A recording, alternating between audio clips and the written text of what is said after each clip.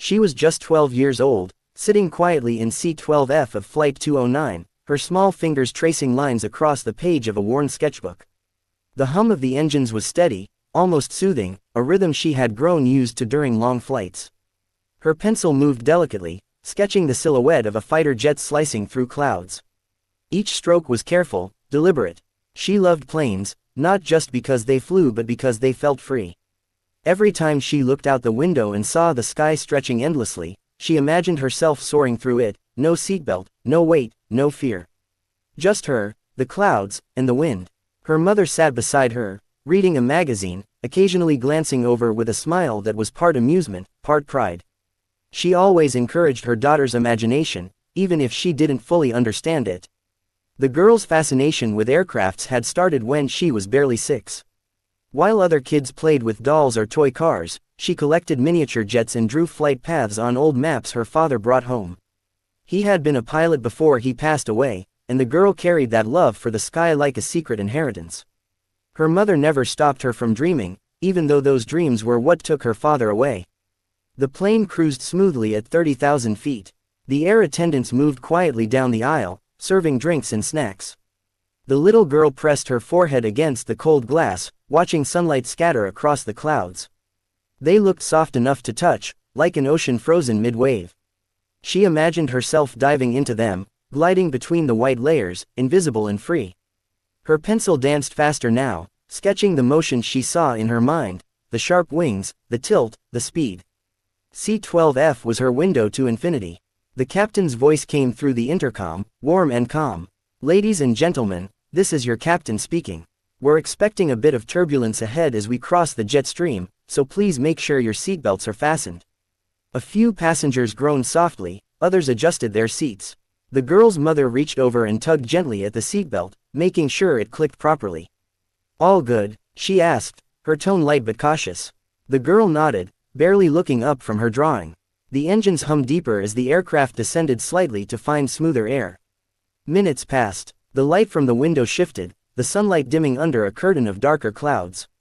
The turbulence began, a small bump first, then another, harder. The overhead compartments rattled. A child somewhere near the back started to cry. The girl looked up, clutching her pencil, her sketchbook sliding slightly toward her lap. The captain's voice came again, this time with static breaking through. "Ladies and gentlemen, please remain seated. We're encountering some unexpected." The rest was swallowed by crackling noise. Her mother reached for her hand, squeezing gently. "It's okay, sweetheart, just a bit of rough air." But the shaking grew worse. Drinks spilled, trays clattered, and gasps echoed through the cabin. The little girl's eyes widened, her heart pounding. She looked out the window, and for a brief moment, she saw lightning flash across the clouds, illuminating the sky in white fire. The plane lurched violently to one side. The girl's sketchbook fell to the floor, pages flipping wildly, her fighter jet sketch half finished, wings incomplete. The sound of the engines changed, louder, strained, unnatural. The oxygen masks dropped with a mechanical hiss. People screamed. Her mother pulled one down and tried to fit it over her daughter's face, but her hands were trembling. "It's okay, baby, breathe," she said, her voice breaking. The girl's small fingers gripped her mother's wrist tightly. Everything around them blurred, the flashing lights, the noise, the crying. The captain's voice tried to break through again, but all that came was static. And then, a sound. A deep, rolling boom, not from thunder but from something tearing apart. The world tilted. The cabin lights flickered. The little girl's view from the window became a spiral of sky and cloud and metal. Time slowed, stretched thin like glass about to shatter. Her mother's hand held hers with desperate strength. "I love you," she whispered, voice trembling but clear. The girl tried to speak, but her breath caught in her throat. The air was gone. Everything felt weightless. She saw pieces of luggage spinning past, the wings outside shaking violently, one side glowing orange. Fire. Screams turned to silence, muffled under the roar of collapsing wind. She closed her eyes. There was no sound, only vibration, the sense of falling without direction. Her mind slipped into a strange calm, the kind that comes just before everything disappears. Images flashed, her father's face smiling in the cockpit, her mother brushing her hair before the trip, the drawing she never finished. The fighter jet, free in the clouds. That's where she wanted to be. Not falling, not trapped, but flying. Her last conscious thought before everything went black was a whisper inside her head, "Don't be afraid. Fly." Then, silence. Hours passed, maybe days. The forest below lay scarred, smoke curling through broken trees. Debris scattered over miles. When rescue teams arrived, the scene was chaos, metal twisted like paper, luggage torn apart, fragments of lives scattered in mud and fire. But in the middle of it all, among the wreckage of Flight 209, they found her. A small girl, barely breathing, lying beside a broken wing panel with 12F stenciled in black. She was unconscious but alive. Her hand still clutched a torn page from her sketchbook, the faint outline of a jet drawn in pencil. When she woke up in the hospital, the world was still quiet. Machines beeped softly around her. Her body was bruised, her arm in a cast. She looked at the ceiling, white, sterile, unfamiliar. A nurse noticed her eyes flutter open and called for the doctor. They asked her questions she couldn't answer. She didn't cry, she didn't speak. Days turned into weeks, and still, she said nothing. The psychologist said it was trauma, that her silence was her way of protecting herself. The newspapers called her, the girl from 12F, the miracle survivor. Everyone wanted to know what she saw, what she felt. But she never told anyone. At night, when the hospital was quiet, she would stare out the window, watching the stars. Sometimes she would imagine she could hear something faint, not voices, not wind, but a distant echo. The sound of engines, the sound of flight. She would close her eyes and see clouds again, and the fighter jet she drew in her sketchbook. Only this time, it wasn't crashing. It was flying higher than before, its wings cutting through silver air. In that dream, she wasn't a passenger anymore. She was the pilot. Months later, she was released into the care of relatives. The wreckage had been cleared, the investigation concluded. Mechanical failure, they said. Pilot error, some argued. None of it mattered to her. She didn't care about reports or reasons. She cared only about that last moment, the silence before the fall. It was burned into her memory like a scar. Every night, she would sit by her window, draw the same fighter jet again and again, each time adding more detail, sharper wings, stronger engines, a symbol near the tail. The call sign she would one day make her own. Years later, people would talk about her differently. They'd say, she was the girl who survived Flight 209. They'd say she grew up quiet, serious, distant. They didn't know that in her mind, she never stopped falling, not until she learned to fly. The silence that once haunted her became her strength. The sky that once tried to take her became her home. But all that would come later. For now, in that hospital bed, she was still just a child from C-12F, alive, but forever changed. The world outside moved on, but she carried the silence with her. A silence so deep it became part of her heartbeat. A silence that would one day echo through the skies and make the world remember the name that was born in the wreckage, a name whispered first in fear, and later, in awe. Echo. When she woke up, the world was different. The hospital room felt strange, sterile, and oddly empty despite the beeping machines around her. The sun filtered through the blinds in sharp lines across the floor. She moved slowly, her body stiff from months of immobility, her limbs heavy and sore. Her mind, however, was alert, filled with memories that refused to fade. The crash, the turbulence, the roar of the engines, they haunted her, vivid and unrelenting. She could still feel the weightlessness, the fear, the sudden quiet that followed it. It was as if time had stopped and the world had held its breath, waiting for her to wake up. She tried to speak, but the words wouldn't come. Her throat was tight, her voice lost somewhere in the aftermath of what had happened. She could hear her mother's voice somewhere in the distance, soft and trembling, but every attempt to call back only made her want to scream.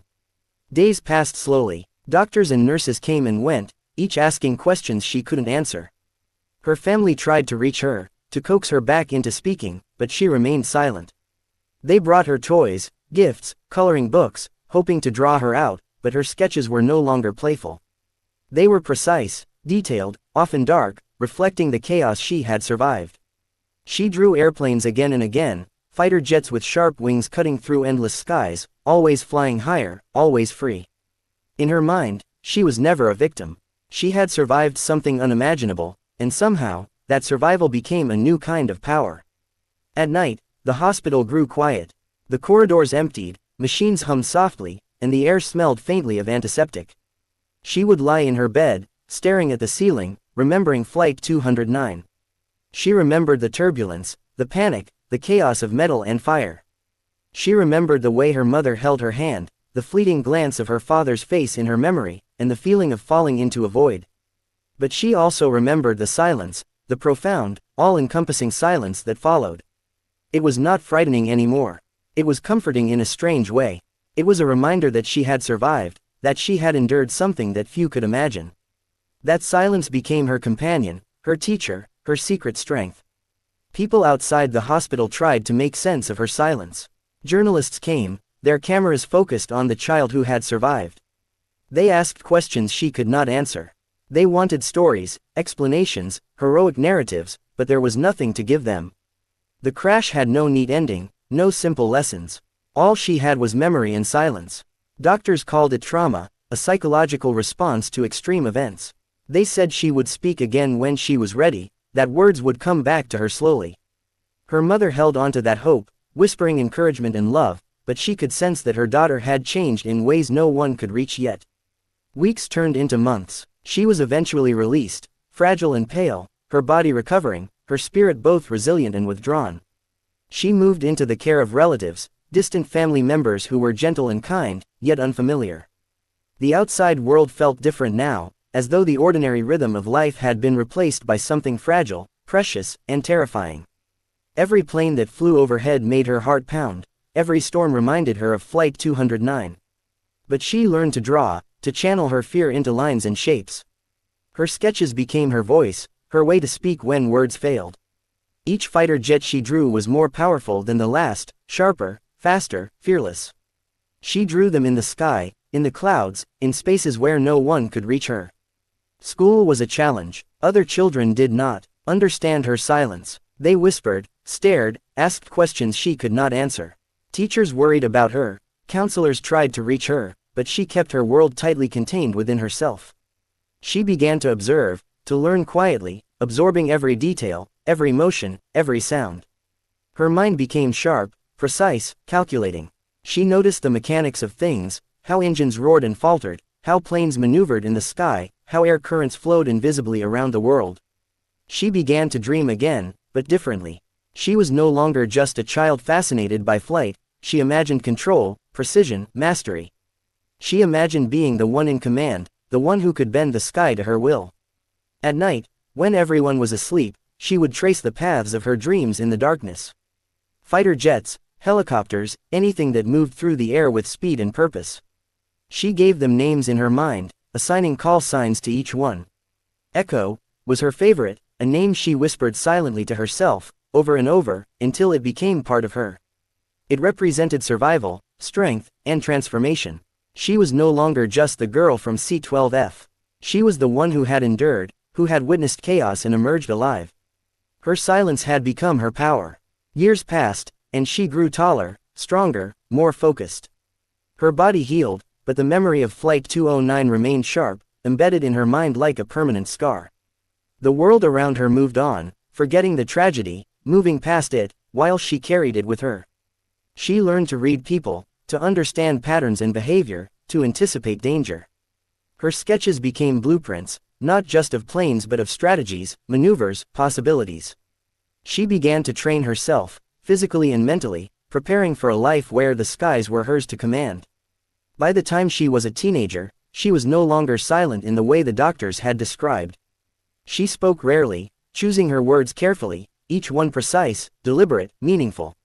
Her gaze held a depth that unnerved adults and fascinated peers. People began to notice her talent with machines, with flight, with strategy. She joined clubs and programs, honing skills that were once only part of her imagination. The little girl who had clutched a sketchbook in C-12F had become a young woman who could command attention without speaking, who could plan and execute with quiet efficiency, who could turn silence into action. And still, the nights were for her sketches. Each fighter jet she drew was a promise, a preparation, a whisper of the future. Each plane cut through clouds, dodged imaginary obstacles, achieved perfection in her mind's eye. The call sign, Echo, echoed in her heart, a constant reminder of where she had come from, and what she was capable of. No one else knew it yet, but the child who survived Flight 209 was not just a survivor. She was a force, a shadow in the clouds, a presence that could not be ignored. The silence that had once been her prison became her ally, her weapon, her companion. It was her voice, louder than words, sharper than any scream, more precise than any command. Her journey was only beginning. She had survived the fall, endured the chaos, and embraced the silence. She had transformed it into something powerful, something unstoppable. The world might never understand her fully, but she understood herself completely. She understood her strength, her purpose, and her destiny. Flight 209 had taken much from her, but it had given her a gift no one else could claim: the ability to rise from silence, to listen to the wind, to command the skies, and to make the world remember her name, even before it was spoken. By the time she reached late adolescence, she was no longer the quiet, fragile girl who had survived Flight 209. She had grown taller, stronger, and more disciplined. Her body had healed completely, and her mind had sharpened into something precise, focused, and unyielding. The silence that once haunted her became a part of her identity, a weapon that set her apart. She moved through the world with the careful grace of someone who had stared into chaos and lived to tell the story. Nothing startled her, nothing broke her concentration. She observed everything: the rhythm of machinery, the patterns in the clouds, the subtleties of human behavior. Her focus was absolute. She joined specialized programs and clubs that nurtured her fascination with aircraft and strategy.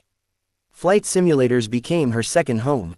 She learned to manipulate controls with the precision of a seasoned pilot, mastering maneuvers that were challenging even for trained adults. Each session she approached with the intensity of someone preparing for something far greater than a test or a competition. Her imagination, once contained in sketchbooks, now took shape in real-world skills. She understood the physics of flight, aerodynamics, and engine mechanics, and she could predict the behavior of machines and air currents with uncanny accuracy. Her instructors noticed her talent almost immediately. She had instinctive reflexes, a calmness under pressure that bordered on extraordinary. Even in simulated emergencies, she never panicked. She analyzed, adapted, executed. Her call sign, Echo, was given to her during one particularly challenging simulation. She moved through a sequence of maneuvers so flawlessly that her instructors were left speechless. It was more than skill, it was presence, awareness, and control, all woven into a single, unshakable force. The name stuck. It represented survival, precision, and the silence from which she had drawn her strength. Outside the training rooms, she remained reserved. She spoke sparingly, each word measured and intentional. Friends came and went, but she remained somewhat aloof, not out of arrogance, but because the world she inhabited was different from theirs. Her thoughts were filled with patterns, calculations, possibilities.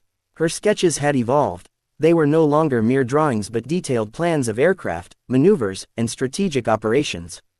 She imagined herself in the skies, commanding, maneuvering, always one step ahead. She envisioned the roar of engines, the pull of G-forces, the precision of combat. In her mind, she was no longer the survivor of a crash but the master of the air, untouchable and unstoppable. As her training intensified, she began to take on missions that required stealth and precision. Her instructors, recognizing her extraordinary ability, pushed her to the limits, testing her endurance, mental clarity, and tactical thinking. She excelled in every test, moving through exercises with a calm efficiency that left others scrambling to keep up. She was no longer just learning to fly, she was learning to dominate the skies. Her presence in the cockpit was commanding, her decisions instant, her reflexes impeccable. She had transformed from a child marked by tragedy into a pilot shaped by it, every lesson etched into her mind like the contours of a well-worn map. Her reputation grew quietly at first. In exercises and simulations, she became known as Echo. When her call sign was mentioned, instructors and peers alike paused. She had the ability to appear and vanish without warning, to move through simulations with such precision that others could not anticipate her next move. She became a ghost in the virtual skies, a shadow whose presence was felt long before it was seen. The world outside, training grounds, remained unaware of her growing skill, but within her circle, she was already extraordinary, destined for assignments that few could even imagine. Night after night, she would review her performance, revisiting every maneuver, every strategy, every choice. She memorized every possibility, anticipating failures and rehearsing solutions. Her sketches, once simple drawings of jets and clouds, became complex blueprints of tactical operations. She envisioned entire missions, plotting every detail, rehearsing them in her mind until they were flawless. In silence, she trained herself, sharpening both mind and body. She learned to listen not to others but to the rhythms of the machines and the wind, interpreting the subtle signals that others missed. Every sound, every vibration became a guide, a compass, a teacher. The time came when she was deployed in live missions. Her first assignments tested her in ways she had never imagined. She faced high-pressure situations, unpredictable threats, and the chaos of battle. Yet she remained calm, her decisions precise and decisive. Each mission confirmed what she already knew: she was more than a survivor, she was a force. Her call sign, Echo, became legendary. Opponents learned quickly that when her name was transmitted over the radio, it meant that the impossible had arrived, that a presence would appear suddenly, strike with unmatched precision, and vanish without warning. Through every mission, she remembered Flight 209, the turbulence, the silence that followed, and the power she had discovered within it. That memory was her anchor and her guide. The little girl from C-12F had survived a tragedy that would have broken anyone else. That experience, once a source of fear and pain, became her greatest strength. It shaped her instincts, her awareness, her ability to read and anticipate. Every maneuver she executed in the skies carried the memory of survival, of falling and rising again, of turning silence into power. Her legend grew quietly, carried on the whispers of those who witnessed her skill. She moved through the air with an elegance and lethality that seemed almost unreal. She was precise, calculated, and unstoppable. Her presence transformed the skies, her movements unreadable, her attacks swift and decisive. She became the embodiment of control and mastery, a pilot who had learned from tragedy and transformed it into perfection. The world came to know her only as Echo, a name that carried with it awe, fear, and respect. And through it all, she never forgot the girl she had been. The child in C-12F who clutched a sketchbook, who had been carried through chaos by instinct and memory, who had survived when everything else had fallen apart. That girl lived in her mind, a quiet reminder of why she fought, why she trained, why she excelled. She had risen from silence, from tragedy, from the wreckage, to become something beyond ordinary. She had become Echo, the master of the skies, the one who could turn fear into precision, chaos into control, silence into strength. The final mission came quietly, without fanfare, yet it carried the weight of everything she had become. Echo had been briefed meticulously, every detail of the operation mapped and rehearsed. The coordinates, the timing, the expected resistance, everything had been calculated to perfection. She ran through the sequence in her mind again and again, every maneuver second nature, every contingency anticipated. Her jet, sleek and silent, waited on the tarmac, engines humming softly like a predator ready to strike. She sat in the cockpit, the harness tight, the controls familiar beneath her fingers, and for a moment, allowed herself to remember the little girl from C-12F, sketchbook in hand, eyes wide with fear and wonder. That memory anchored her, reminded her why she had trained, why she had endured, and why she would prevail. When she took off, the sky embraced her like an old friend. Clouds rolled beneath her, sunlight scattering across the horizon, and she felt the familiar thrill of freedom and control. Her first maneuvers were deliberate, precise, each one slicing through the air with intent and grace. The world below moved unaware of the force gliding above, unaware that the girl who had survived a tragedy now commanded the very skies themselves. Her movements were calculated yet fluid, a dance of speed, strategy, and silence. Each enemy signal she intercepted was anticipated, countered, and neutralized with a precision that left no trace. Echo's presence became mythic, her call sign alone silenced radio chatter, a warning whispered before she appeared. As she approached her target, her mind became a singular focus. Coordinates etched into memory, calculations confirmed, every system monitored, every variable accounted for. The mission demanded perfection, and perfection was what she delivered. In her mind's eye, the fighter jets of her childhood sketches merged with reality, guiding her through maneuvers she had once only imagined. She dove through the sky, twisting, banking, striking in a blur that left observers awestruck. Her jet moved like a shadow, impossible to track, untouchable, a force that struck and vanished before anyone could comprehend it. During the final sequence, she crossed over the place where Flight 209 had ended. The coordinates were burned into her memory, a scar of the past that had become her guide.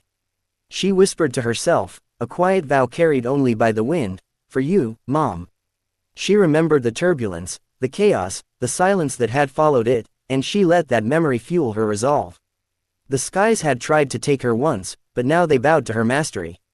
Every turn, every thrust, every calculated strike was guided by the lessons of survival, the discipline of years, and the strength born from silence. The opposition never saw her coming. Radar lost her signal, electronic systems failed to anticipate her trajectory, and in moments, she had completed the mission flawlessly. The world below was unaware, but the impact was undeniable. Systems that threatened countless lives were neutralized, chaos prevented, all without a single shot wasted. Her jet moved through the sky like a phantom, leaving only the echo of its presence, a whisper of the power she wielded. The name Echo carried meaning now, beyond call sign, beyond legend. It was a testament to survival, skill, and the transformation of a frightened girl into a force unmatched. When the mission ended, she climbed above the clouds, the sun painting the horizon in gold and crimson. She allowed herself a rare moment of reflection. The little girl who had clutched a sketchbook, who had survived the fall, who had been carried through silence and chaos, now looked down upon the world from mastery of the skies. Every memory of fear had been transformed into power, every tremor of loss had become precision. The skies remembered her, feared her, respected her. Echo was no longer just a name. It was legend, it was truth, it was the voice of someone who had learned to rise from silence and dominate the world above. As she returned to base, engines softening, controls steady, she felt the full weight of her journey. She had become the embodiment of survival, skill, and inevitability. The girl from C-12F had vanished long ago, replaced by someone who could turn fear into strength, chaos into control, and silence into victory. In the quiet moments after the mission, when the world slept unaware, she allowed herself to smile. The sky had taken nothing from her. It had given her everything. The final transmission, whispered in the calm of her mind, carried the essence of her journey: silence is victory. The skies would never forget her, and neither would she. She was Echo, and the world above had learned to respect her silence.